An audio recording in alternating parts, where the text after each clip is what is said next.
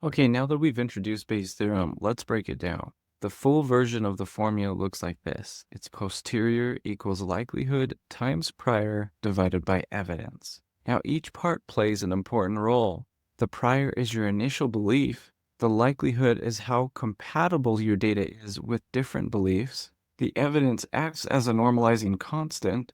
And the posterior is your updated belief, what you think and what you now think after seeing the data.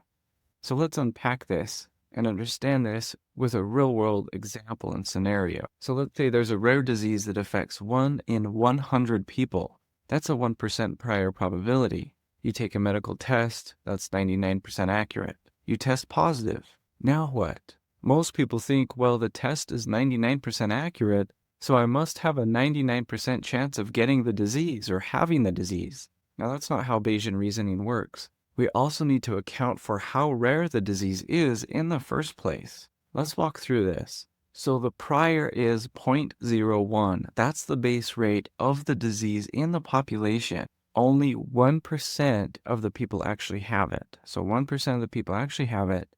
And the likelihood now is 0.99. This means if you do have the disease, there's a 99% chance you'll test positive. But then we also have the false positive rate, which is 0.01. So if you don't have the disease, there is still a 1% chance you'll test positive anyway. Now let's calculate this. Let's calculate the evidence here. Now the evidence is the total probability of testing positive, no matter who you are. So 1% of people have the disease times 99% chance they test positive. So 0.01 times 0.99 equals 0.0099.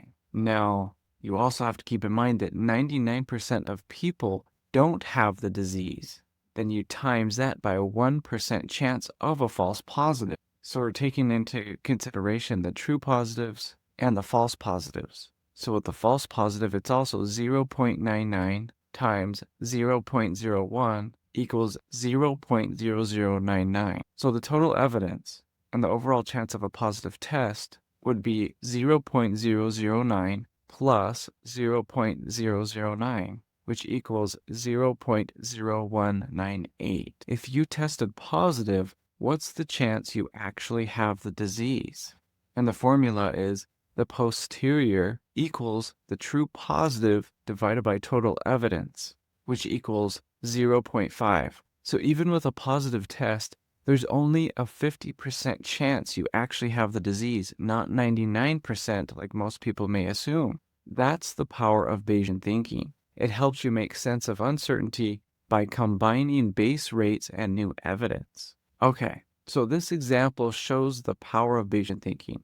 We don't just look at the test results, but we consider how rare the disease is, which is the base rate, how accurate the test is, and how all of this plays out across the population. Now, the result is a much more realistic view of our situation. Bayesian reasoning helps us make better, more informed decisions. And that's why it's used in everything from medicine and legal trials to spam detection and AI, even. Now, next we'll take a closer look at priors, one of the most debated parts of Bayesian stats. But we'll talk about different types of priors, when to use them, how much they influence your results, especially when your data is limited. Okay, see you then.